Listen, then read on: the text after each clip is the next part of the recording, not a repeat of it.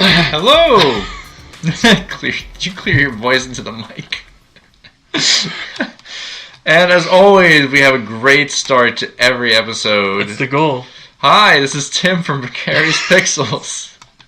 Hi, I'm Bob. And this is Bob. Sorry. This is great. I cut you off there. Yeah. Hi. Try this again. I don't know. This Precarious Pixels, as always, we're going to be talking stuff. It's me. Wow. Sorry, we're really off our game tonight. It's been a long week. Bob went to the zoo. I did. I went to the zoo today. I saw all the animals. All the animals. It was weird because they weren't at my job. Yeah. My job had animals as well. Just a different kind. But we're going to talk some stuff today. Some stuff you've seen besides going to the zoo.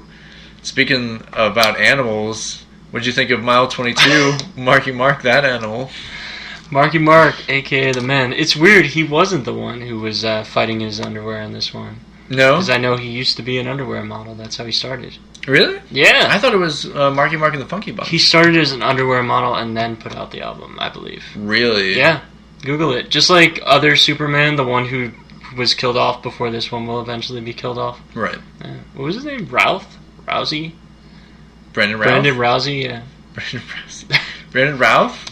Yeah. The Atom? Yeah, I believe he was an underwear model. That's how they found him. Really? Yeah. I don't think so. I think he was. I don't think so. I think that's your dreams. It might be. Speaking of Rousey, Ronda Rousey's in Mile 22. Yes. That's how I did that. Yes. I made my own segue. Yeah, it was good. Thank you. And calling attention to it's even better. Yeah. That's how segue works. I like to make things as awkward as possible, which is why I always step on every bug I see. Good. Especially when I'm at a dinner table. Good. That's what you should do. So you saw Mile 22. I did. It was a lot of action. It was a Peter Berg film. So if you guys saw Patriots Day or Lone Survivor or that other one, Deepwater Horizon, which I just thought of this instant and I couldn't think of before. Those are the movies he makes. He makes super hyper realistic kind of action films. All right. With a lot of guns. A lot of shooty bang bang, except for Deepwater Horizon, which was weird. That was a different film for him. Well, that was about BP, right? That was, yeah, the BP oil spill. Yeah. With Marky Mark, and that had Josh Brolin in it. Oh, really? Yeah. I don't know how you haven't heard of this movie. It's like 2 years old. Honestly, I need to catch up on a lot of stuff. And Patriots Day was the Boston Marathon bomb. Right. Which I like that movie quite a bit. Is that the one with Marky Mark. Well, Marky Mark, but it was also John Goodman? What is it? Yeah, I guess it was John Goodman. Yeah, it was new and improved slim John Goodman. But that was also like a weird thing. There was like that one, and then there was the Jake Gyllenhaal one too. Oh. Yeah. Which was stronger? No, not stronger. Faster? Harder? No. I believe we're just going with Kanye. Yeah, no. But I forget the name of that one. It was a good one too. Like they were both good, but the one was about like a survivor of that, and the one with Marky Mark was actually about the whole catching of the guys who did it and stuff. Which was, it's intense. And I guess he does a lot of research on certain things when he makes his movies, because Lone Survivor, I know that was actually endorsed by that guy. Oh, really? Yeah, he actually was there on the set working with Peter Berg when they were making it. Oh, that's really good. Yeah. But, that's a rough movie to watch. Most of his movies are tough to watch. Like, there's a lot of violence and tragedy. Yeah. This one seems like it's going a different direction. Well, it's not like Mile 22 isn't based on anything. This is I think this is also one that's maybe one of the first ones he's done recently that's not based on anything. It's just, although I totally believe that this particular group could exist. Okay. Because what they are is they're, at the beginning of the movie, I think they explain what this group was, and they sort of stop. And some of them are together still working, and some aren't. But they're basically a group that operates outside of the government. Okay. Taking down threats, but within the very first threat that they take down is within the United States. Okay. Which, of course, we don't really, aside from the FBI, we don't have a military group that does this. Yeah. Because it's lethal takedowns. Right. Like, they're not arresting people. Or they start out maybe that they're going for an arrest, and then stuff goes bad. Right. So it's like more like a clandestine group. Yes. And the first thing they do when they are going to take control of this specific scenario is they have to resign their positions because 2 of them are working at the embassy. Okay. I don't think they say the name of the country they're in. Oh, really? They call it Southeast Asia. I don't think they say the name of the country. Oh, that's interesting. It is a really interesting choice to do that because I believe the guy is, what is he, from Philippines? Oh, I thought he's not Korean? No, that movie's not Korean. Okay. I believe it's Filipino. Okay. The one guy that's in it that they're trying to escort. So the plot of the movie is this guy wants to defect from his government, which is in Southeast Asia somewhere. Okay. And he wants to... He'll only give the information they need, which they have access to the stuff that can create dirty bombs. Okay. And he'll only give that information to Marky Mark and the Funky Bunch. Mm-hmm. Which is what this should have been called. It would have been a great name for their group. But he'll only give that once he gets on a plane to the United States. Okay. Which is the 22 miles that they have to go across this country. Right. But his entire government is after him, and they send a clandestine group. But the first thing that Marky Mark's little team has to do is sign their resignation letters. Right. And then they're allowed to go do whatever they're doing. This almost sounds like Mission Impossible, like was it Ghost Protocol? Maybe a little bit. Yeah. But it's a little more willing to be super they're. I don't think anything they do is outside of the realm of possibility and probability. Okay. Well, neither is Mission Impossible, sir. Okay. Have you seen Tom Cruise hang off a plane? I have. He does it for real. And I believe he did that in the one after Ghost Protocol, right? He did that in Rogue Nation. Rogue Nation. Yeah, and Rogue Nation was the airplane hanging Ghost off. Protocol, he was, I believe, hanging off a building in Dubai. Right. Or something. Or running off a building. Or crashing through a building. Or jumping off and You're through thinking a Fast and water the hole. Furious. Nope. Anyway. Tom Cruise running from something. It's got Ronda Rousey, Marky Mark, the woman from The Walking Dead, whose name I can't remember. I can't remember her name either, but... Glenn's girlfriend. Well, yeah. Don't spoil anything. She was Glenn's girlfriend on the show. Yes. Gosh, I really wish I could remember her name, like her actual name. Because I think she's from New Jersey. Okay. And it has John Malkovich. And Peter Berg himself. Yep. Is he in it? Like, does he actually show up in it? He shows up as her ex-husband. Okay. And he's a total jerk. Oh, man. Because they do this video chat thing. Mm-hmm. And there's this... I feel like they probably could have spent more time setting up other characters, but they have this really weird setup that she's going through this really tough divorce. Okay. Because of what she does, and they have this app installed on the sat phone that she's using, which I don't even know how you'd install an app on it. It's like crazy. Like, there's this giant antenna coming out of this phone because they're in Southeast Asia somewhere. Right. And she has an app installed on it that when she swears, it shuts off the conversation. It mutes her. Really? Yeah. So, like, anytime she mutes... And then she's texting later, and it does the same thing. It deletes the F-bomb that she drops. But does it really delete it when you know what that word is going to be? It blocks her from communication. It's like this whole thing, so it stops couples from fighting after they've divorced. It's an interesting... Wow. It's an interesting idea for an app. But I don't know if it's real. It might be. It could be.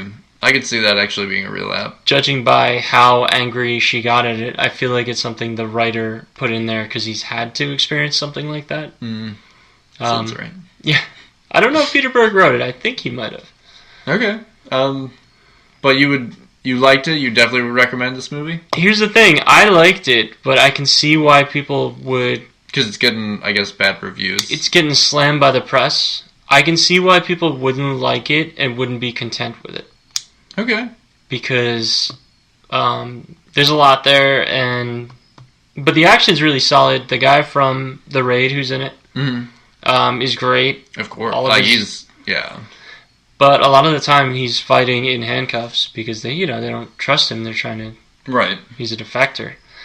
Anyway, I'd recommend it. Go see the movie and then judge it for yourself. Don't let reviewers tell you how to live your life. As I review a movie and tell you how to watch it. Yeah. But you're not telling people this is, they need to make their own opinion. You're not telling them. You're just giving them your opinion, but you're not telling them it's good or bad. Exactly. But I thought it was good. You thought it was good. Yeah. Okay. All right. I trust your instincts on it. And let's, people didn't like, people don't like Con Air. Another John Malkovich movie, which is great. I don't know how you could not put the teddy bear down. Or what is it? It's not teddy bear. It's like put the puppy, the kitten. I forget what it was. I think it was a bear. Maybe it was a bear. Either way. Put it down. That's right. You don't mess with Nick Cage, not even if you're the entire cast of bad guys from the 90s. Oh, yeah. Danny Trejo, John Malkovich, Steve Buscemi, Ving Rhames. Yeah. It's like insane. Yeah. There's so many great parts of that who else? Dave Chappelle. Yeah, Dave Chappelle, 8 Ball. That's right. Or, no, it was 8 Ball. But he's the guy they throw out of the plane. Yeah. Spoilers from like forever ago. If you haven't seen Con Air yet, what's wrong with you? Exactly. Oh, it's such a terribly great movie. It's a great movie. Steve Buscemi just sitting in the park with that kid. Yeah, got the whole world in his hands. Yeah. Who else? John Cusack. Like, there's so many good actors in that movie. The Colm guy, Fiore, the other Colm. There's 2 actors who both have the name Colm. C-O-L. Oh, I think it is Colm. This is the dad from. It's the dad, right, from Get Him to the Greek. Yeah, I think. And I think also what's his name? Who played? He was Bubba in Forrest Gump. He was like. Oh yeah, he's in it too. Nick Cage's friend. Yeah, there's so many good things in that movie. A lot of good actors, but. We're talking about Mile 22, and you enjoyed it, so go watch it, form your own opinion on it. Yeah, but I mean, it looked good. I think I'd seen like the beginning, I guess 10 minutes or something like that clip, and it looked like I was like, wow, that's pretty awesome. So I'd definitely be in for that. So something else that came out. Just recently on Netflix, Disenchantment, which I've been watching. It just came out, I think, this week. So you haven't seen it yet, but not yet. But it's from the guys who created, of course, Futurama and The Simpsons. This is their first, I think, outside Fox show that they've done. Yeah, probably. Yeah. Unless technically, The Simpsons was on. The Tracy Ullman Show. Tracy Ullman Show it started off on, and then it became its own show on Fox. And then I guess Futurama started on Fox and then went to Comedy Central. Yes. Which I love that show, like hands down. That's an amazing show. But it was like one of those, also one of those things. It's like it kind of found its audience later. Like when it was on, people were just like. Trying too hard to compare it to The Simpsons, and that was just something completely different. And I think this is also like one of those things. Like what I've seen so far, it's like a fantasy version. I guess they're like of like a family. Like it's still like a family. Like everything always like happens that way on all his shows. Matt Groening is kind of like big into that. You could say like Simpsons is about family, but very obviously. Futurama is about family, but in kind of like a different way of like making your own family. And this Disenchantment is about family in a like a fantasy setting, but also kind of about, a regular like teenager. Like the princess is not like a typical Disney princess. She drinks, she curses, she fights and constantly does that stuff, but it's more on like a normal teenager kind of thing, like a modern teenager versus like someone who would be from like a fantasy world, or kind of like, or a Disney princess. And her like two friends, one is her demon, who is her personal demon. Nice. So it's her personal demons, which I just say it's almost like puberty or kind of something like that. But it's more along the lines of the demon is like almost like the bender of the series. Like he just, wants to do everything wrong, wants to smoke and whatever, cause trouble. He's kind of like, the way he kind of explains himself is like, it's like the good angel and the bad devil or whatever, except there's no good angel. It's just the devil on your shoulder. And then also the I guess like the good part of the series, like person in her life is like an elf that came from like almost like a Smurf village mixed with like the Seven Dwarves in a weird way, where they do nothing but they're always happy. They make candy, and this guy is just like, I can't do this anymore. I want to be, I want to feel pain and like anguish and like eat things that aren't, sweet and stuff. I like, it's kind of like about that, and he's kind of like the angel on her shoulder in a way, and also is in love with her, kind of like the Fry Leela kind of thing. Okay. Where it's like, yeah, I'm a funky little elf thing, but the cast, of course, like most everybody in this is from Futurama or Simpsons, like pretty much everybody. Like what's his name? John DiMaggio plays like her father, who's the king of this like this weird little kingdom, and he's the voice of Bender. Yeah. So he's like a gruff guy like this, and like talks like almost like Bender, but like a lot gruffer and stuff. And it's pretty funny. I have to say, like, so far, like, they don't do like the normal like fantasy tropes. It's more about like, let's throw a house party while my father's away from the kingdom, and it becomes like a crazy out of control rager and stuff. So it's like a teenage girl like would do or whatever. Yeah.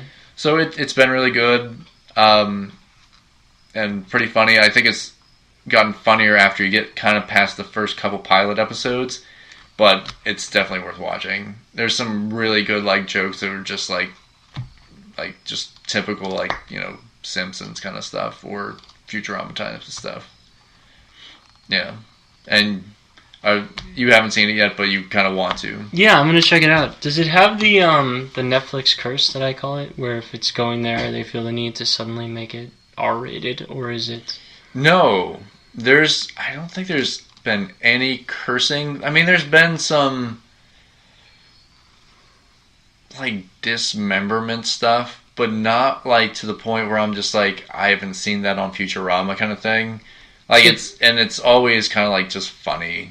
Like it's not like doesn't look real at all. It's very cartoonish. Well, yeah. But there's no cursing like that I can think of. But like, and the jokes, like, it's almost like they did make it for network television, but it's just on Netflix. Like, they didn't make it like R-rated in any ways. And I know what you're saying. Like, it's like, oh, we don't have to like, we can make it as mature as we want to, but there's no like weird like cartoon boobs or anything like that, or like it's been typical like what you would see on like a Futurama or Simpsons episode. Cool. So, but I think it's really good. I definitely recommend it. I love the art style. I mean, it's typical Simpsons style. Like the characters have the Matt Groening style, like how they look and everything, and it's a lot of fun. I'd seen pictures and I was like, oh, that's the Simpsons guys. Yeah, you definitely can tell like who made this or whatever. It's the eyes right away. It's the eyes. Yeah, the eyes and like the weird overbite lip thing. Yeah. But it's good. I think even like Billy West, who did like he was Fry. Like he and I forget who else, but Professor like, Farnsworth and like all those. Like I can't think of like anybody they didn't use from like The Simpsons or like Futurama. Like they're all in there. So Katie Sagal. I don't know if she's. I think. But I don't know. I don't know if she's in there or not. She's probably not busy right now because Sons of Anarchy's over. I don't think she's done anything since. She's got that SOA and Married with Children money. That's true. She doesn't. Yeah, she could probably retire. She has like doesn't have to work on anything ever again. Yeah, but she probably likes it. Of course. And she sings. Oh, she sings? She has a couple albums, yeah. I've actually heard her sing even on Futurama. Like, I think they did a musical episode or something where they had, like, singing. They had, I think in maybe even the first episode of Sons of Anarchy, because her husband was Kurt Sutter. I think they're still married. Right. So he was the creator. Right, yeah. Now, is she going to be on that new show? I wonder. Oh, the Mayans? Yeah. I don't see how she would, because that's directly related to SOA. Oh, okay. Like, that's another gang from that show. Okay. They couldn't. Okay. It wouldn't make any sense. Yeah. I was just saying, like, if it was like, it's not from that universe, it would be like she comes on as some other character. The only way it works is if they make it a prequel series. Okay. I don't know what it is yet. To be honest, I don't know why it is.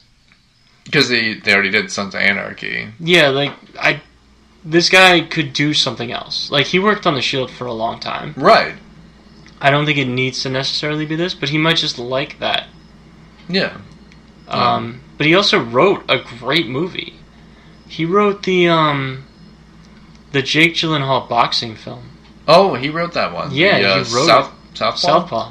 Yeah, I like that movie. That was good. That was him. Oh, I didn't know. Like, he could go into Hollywood and write films, but I guess he just prefers to do TV. And honestly, I hear a lot of people talking about series as kind of like, a lot of people love the series stuff because you can flesh out the characters, and the budgets are bigger now, so you can do a lot more. Maybe he just likes creative control. That too. Yeah. Because they were willing to do a lot of stuff with SOA that they probably wouldn't have done 15 years ago. Right. Anyway, but yeah, I'm... love how you say SOA, Sons of Anarchy. Well, I mean, it's too many syllables. Yeah. Yeah. So, The Shield was the best show. Shield was a great show. How many seasons did Shield go? I think 6 or 7. Okay. Oh, and speaking of 6s, Soul Calibur 6 is coming. So this is... when is it? This is coming out this year? October. Oh, okay, so this is coming out this year. Do you know when it's coming out, Tim? No. I believe it comes out October 19th. Really? Yep. Everybody loves October 19th. But guess what? It's not a first-person shooter. Well, that's true. The Soul Calibur fans are probably not the same. Well, I mean, some are probably the same fans, but it's a different type of game. A fighting game audience will always find its product. Yeah. It doesn't matter. Like, I think they've even released it. We'll come back to another game that comes out October 19th to die as well. But not that one. Yeah. Dark Souls for the Switch has a date. Oh, really? October 19th. Oh, man. Well, but honestly, Dark Souls is also like its own kind of genre. That's what I mean. So, like, it's going to find its audience no matter what. But one of the creators just did an interview, and he announced something which was kind of sad, but it could be. Tim immediately looked at it optimistically. That's just me. But, I don't know. There will be no alternate costumes for the characters.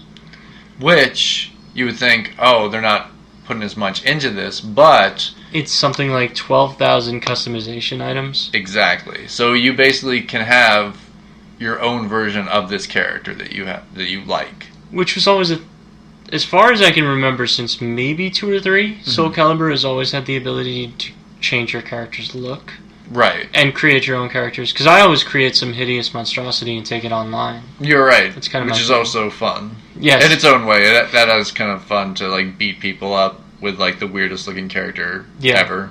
Oh, yeah. Not trying to make it look cool, just trying to make it look ridiculous. I do the same thing with a wrestling game every year. Yeah. I make a monster. Yeah. And I bring it online. And then I fight with another a group of other things which I can't really get into right now. Okay. Because naming this person is offensive to people. So. Okay. Wow. Well, he was a wrestler. Okay. And he's no longer with us. Shame. Yeah. But anyway. Yeah, but Soul Calibur fans will. This could be like a thing people could be mad about. This could be something people are really happy about. I think they'll be happy about it. I mean, more options for your characters that you can make. I mean, sure, you'll have, like, I'm sure the the base default like version of the character. But being able to make your own, I think that's good. And of course, online play. I'm just excited to get back into it with Siegfried. Is that your main guy? He's one of them. Okay. I like, I don't even know if he's in it. I haven't done much research. Oh, okay. There's this guy with nunchucks. I think his name is Maxie. He looks like Elvis, but with nunchucks. Okay. Makes sense. It makes no sense. But there's a lot of fun characters in that. Yoshimitsu's in that one too, I believe. Okay. He's in like 3 series. Well, isn't Soul Calibur kind of like, for a time they had like weird characters, like they had system exclusives. They had Spawn. Mm-hmm. And Link. And Link. Was Nightmare part of that as well? Nightmare is always part of it. Like, he's in the game. He's one of the bad guys. Okay. But I know Link was one, and I know Spawn was another one. And then there was another Soul Calibur with 2 other characters from a different series. Yoda and Vader. That's right. I remember they did have that, and I was just like, that's so weird. Yoda was on 360, and Vader was on PS3. Yeah. But this one, there's already one character that's in it that makes no sense to be in it, but it's fine. Okay. Which is Geralt from The Witcher. Oh, really? Yeah, he's a playable character in it. That's so strange. Any other Witcher characters? No, but they had Ezio in one of the older ones, too. I do remember that.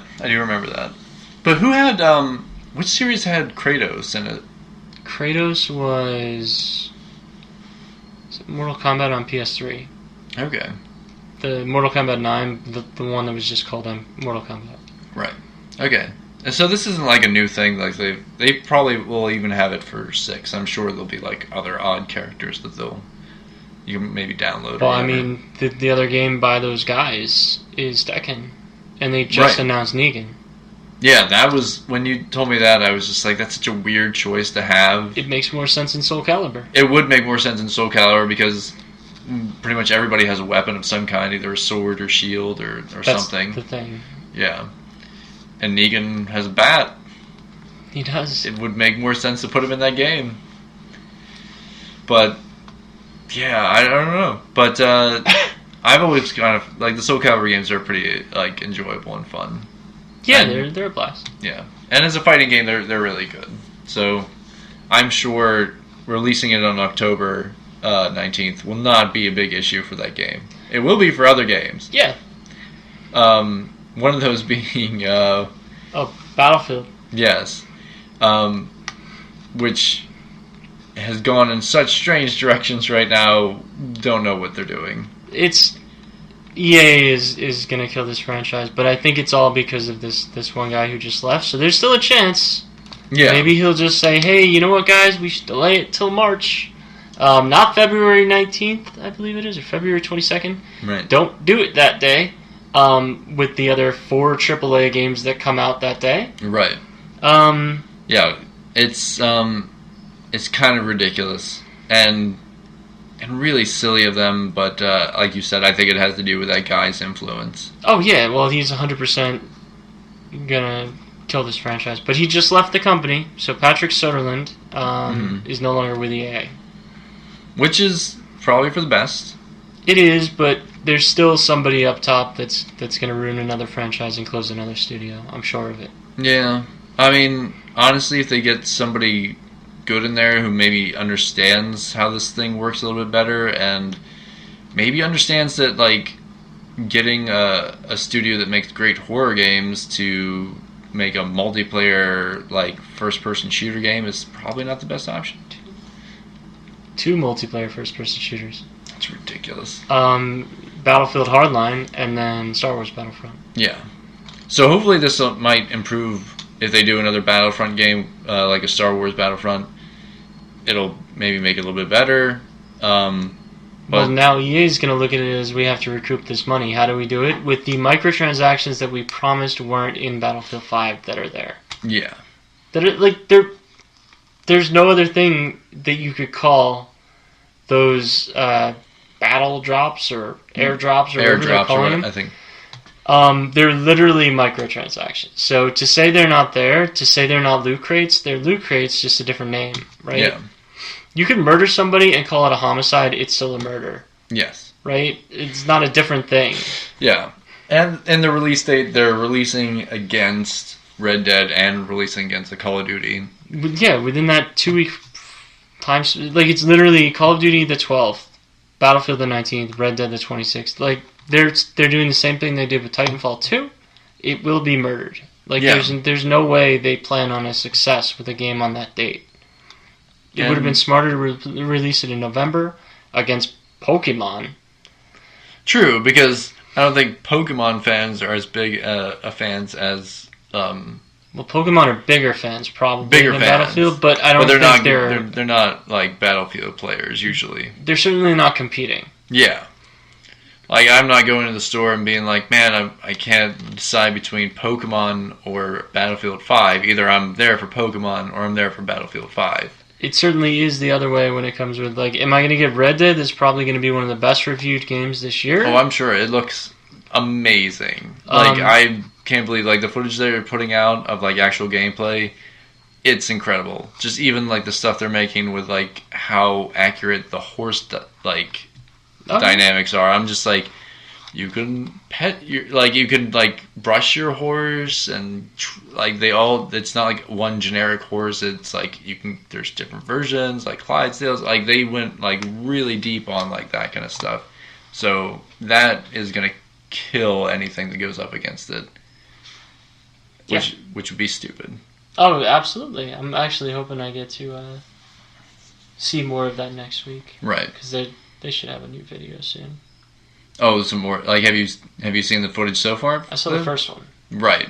Which looked great. I have to say, like, it looks super interesting. The whole, like I think we talked about a little bit, the outlaw camps you can make and stuff like that. Like, that's, and just, like, all the stuff you can do there. Oh, yeah. Versus, like, hunting, versus, like, playing games, or even going into a town. Like, all that stuff. It just seems incredibly in depth, and everything seems to have like its own reaction to it and stuff.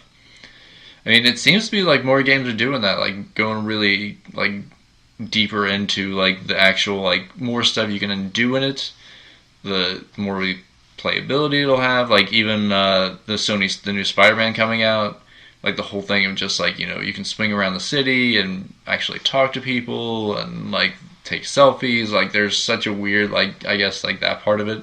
I'm excited. Yeah. So, and I think they finally announced the villain, that it's going to be Dr. Octopus. Nope. He's still hasn't announced that. Might not happen. I think it's going to happen. If it's not, I'd be really surprised. I think they're going for Mr. Negative as the main bad guy. Well, they could still have him as the main bad guy, but there's definitely another villain that they haven't shown yet. And I guarantee it's got to be Dr. Octopus. I think it's going to be somebody else. Okay. We'll see. We'll see. But, so, yeah. I'm pretty sure that EA is going to do some major cleanup. If they don't, they're really making a huge mistake, and they're just going to lose more and more money. Yeah. So, that's what they do. That's what they do. EA makes bad games. They make a ton of money on Ultimate Team Mode in Madden, and they're fine. Yeah. Like, a ton. Yeah, but that's only going to last them for so long. $600 million last year, I think. Yeah, but then how much did it cost to develop a game? $600 million in Ultimate Team Mode. Oh, really? Yeah. That's a guy sitting in front of a computer designing a card every week. Like, it's nothing. Like, there's no real work going into that. Mm. That's not Madden. That's just $600 million in Madden Ultimate Team. Okay, well, what's the difference between Madden and Madden Ultimate Team is the microtransaction heavy, creating your own team. Oh, in Madden, okay. Where you buy card packs that are the equivalent of old like baseball cards, but football. Okay. And they give you maybe that player, or maybe that helmet, or maybe that stat upgrade for your player, or maybe just some money for your whatever in the game. It's loot boxes. Madden Ultimate Team is Madden loot boxes. That's... Oh, it's a thing. You need to look it up. Why? Because you can design your team and take it online. And maybe you'll be that guy who won the $1 Million Cup last year. Oh, is that what it is? Yep. Like, oh, okay, so there is like okay. Yep. So, okay, I get what you're saying now. So it's like it's almost like playing fantasy sports. Kind of. Okay. But without the ability to choose who you want on your team. Gotcha. Without purchasing packs. So you have to purchase those packs to get the team you want so you could play to win the money. Right. So it's almost but like... the playing to win the money is only in Ultimate Team tournaments, which you have to enter. It's not something you do through the game. Right. Oh, it's obnoxious, Tim. Wow. Yeah. Yeah. That's called cheating your fans. That's why the Journey, I believe, the FIFA story... Right. ...was not on the Switch, but the Ultimate Team was. Oh, really? Last year, I think that's the way it worked. They didn't have the story mode on the Switch, but they had the ability to buy Ultimate Team packs. That's so ridiculous. It's money. It is. I get why they did that. That's because they want to make money off it. But again, the fans would want to play the story mode or whatever. Right, but it's not for the fans, Tim. You're thinking too nice. Well, I know that it's a business and they want to make money, but it's not even just nobody's going to come. I mean, it's like that's so dirty. Yep. Welcome to gaming right now. Wow.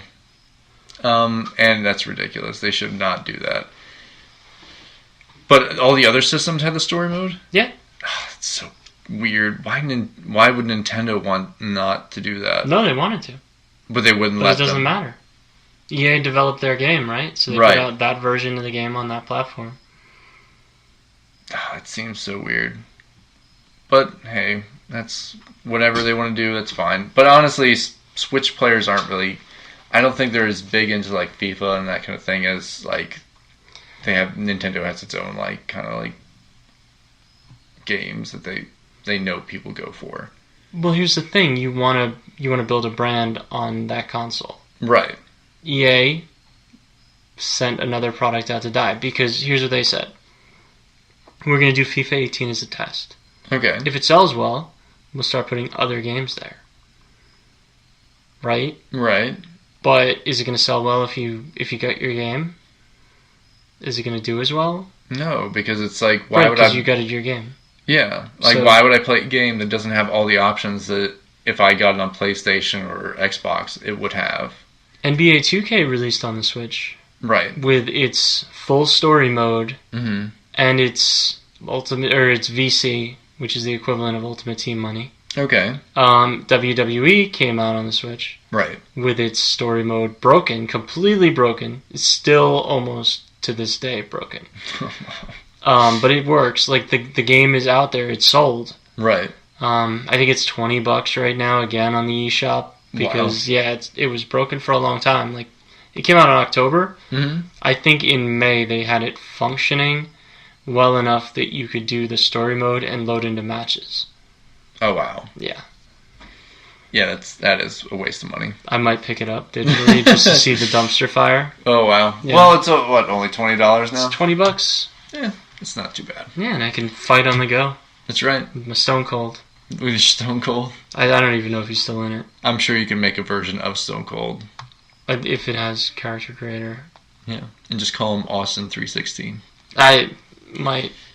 Yeah. I'll call him Mankind. Everybody will be very confused. Where's Sacco? He's not here. That's Stone Cold. Oh, man. It's Stone Cold Mankind. Does Mankind, I'm sure, does not wrestle anymore. I don't know.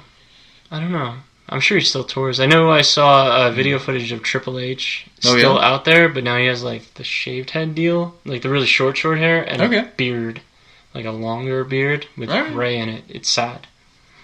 Well, he's up there. It was sad to see him. All right. He's the star of Wrestling Isn't Wrestling. Oh, really? Well, he's not in it, but that's the Max Landis thing. Mm-hmm. It's all about him. Oh, about Triple H. About Triple H. And sort of his rise and fall and rise and fall. No, poor guy. Yeah, he was doing, like, he was in movies and stuff for a little while, and then... Blade 3 Cruise Control. Oh, man. Blade 3. Oh, yeah, that's right. Also, Blade, 20-year anniversary, I believe.